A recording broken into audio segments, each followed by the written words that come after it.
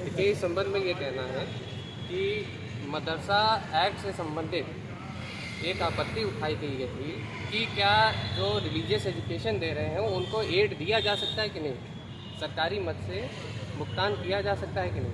इस संबंध में कई याचिकाएं हुई, Lucknow high court, Allahabad high court और दिल्ली हाई कोर्ट में।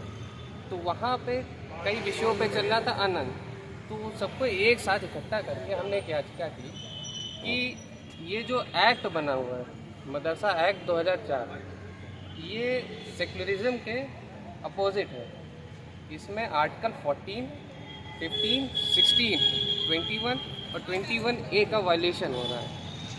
तो उस आर्ग्यूमेंट्स को कंसीडर करते हुए कोर्ट ने ये माना है कि आर्टिकल 14, 21 और 21A प्लस सेक्युलरिज्म के जो फीचर है कॉन्स्टिट्यूशन का, उसका वायलेशन हो रहा है। तो कोर्ट ने इस एस्पेक्ट को मानते हुए, हमारी प्रेयर अलाउ करते हुए एक्ट को अल्ट्रा वायरस डिक्लेयर कर दिया है और बच्चों के लिए दिशा निर्देश दे दिया गया है, उनके लिए तुरंत उनको किसी अदर इंस्टीट्यूशन में एडजस्ट किया जाए। अगर आप हिंदी में बता पाएं कि इस आदेश का क्या मतलब फर्क पड़ेगा, उन्होंने कहा है क्या असंवैधानिक है मदरसा? असंवैधानिक हो गया, कॉन्स्टिट्यूशनल अनकॉन्स्टिट्यूशनल डिक्लेयर करने का मतलब हो गया असंवैधानिक कह दिया। यानी कि वो अनुच्छेद 14 जो समानता का अधिकार देता है, अनुच्छेद 21 जो राइट टू लाइफ देता है और जो अनुच्छेद 21A है शिक्षा का अधिकार है, उसका विरोधाभासी है। इसको असंवैधानिक घोषित कर दिया गया है। और जो बच्चे हैं जो मदरसा में पढ़ रहे हैं उनको तुरंत अन्य विद्यालयों में एडजस्ट करने के लिए कह दिया गया है।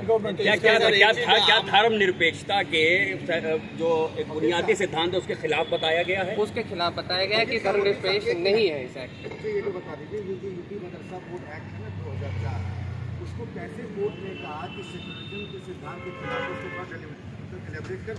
उसको इलैबोरेशन जो है उसका एक प्रोविज़न है जो मैं आपको एक बता सकता हूँ, बाकी तो उसमें कई सारी चीज़ें दी गई हैं, बट एक प्रोविज़न जो उसका स्पेसिफिक है वो ये है कि जो बोर्ड बनता है, जो आयोग बनता है, जो मान्यता देता है सारे मदरसाओं को, ये जो मदरसा एक्ट है पहले तो ये जान लीजिए, इससे सिर्फ प्राइमरी या जूनियर या सीनियर एजुकेशन, मतलब कि ये 1 से 5, 6 से 8 या 9 से 12 तक सीमित नहीं है। इस एक्ट में इतनी पावर दे दी गई है कि ये डिग्री कॉलेजों को भी मान्यता देता है और इस मान्यता को, इन विद्यालयों के सुचारू संचालन को देखने के लिए एक बोर्ड बनाया गया और उसमें धार्मिक विशेष व्यक्तियों को रखा गया। इसको ओपन नहीं रखा गया कि इसमें हर कोई व्यक्ति आ सकता है। इसमें ये कहा गया है कि जो मुस्लिम होंगे सदस्य होंगे वही सदस्य होंगे, और उसमें एक चीज़ ये जोड़ दी गई कि शिया और सुन्नी के लिए कितनी सीट होगी वो रिजर्व कर दिया गया। ये कहीं नहीं कहा गया कि इसमें अन्य धर्म के लोगों के लिए ओपन रखा जा रहा है। तो एक ये उदाहरण हो गया कि ये अगेंस्ट सेक्युलरिज्म है या अगेंस्ट आर्टिकल 14 जो राइट टू इक्वलिटी है उसके अगेंस्ट क्यों हो गया। और आर्टिकल 21A का वायलेशन इसलिए हो गया जो हमारी बहस का था कि इसमें फ़ीस लेने के लिए छूट दे रखी गई है। जब आपको सरकारी मद से सहायता दी जा रही है तो फीस लेने का अधिकार आपको नहीं रहता है। तो जो right to free and compulsory education के लिए कहा गया है कि 6 से 14 साल के बच्चों के लिए free and compulsory education ensure किया जाएगा, एक तरीके से उसका भी वायलेशन हो रहा है। तो इस वजह से इसको डिक्लेयर कर दिया गया। क्या अवैध मदरसों पर भी कोर्ट ने कुछ कहा है? कितने SIT की रिपोर्ट? अवैध मदरसों से इसमें कोई लेना देना नहीं है।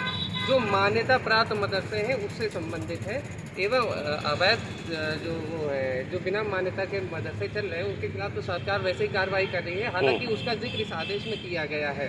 बहस के दौरान ये बताया गया था करीब कि 8 से 11 हज़ार अवैध मदरसे चल रहे हैं। उस पर कुछ कहा नहीं है कोर्ट ने?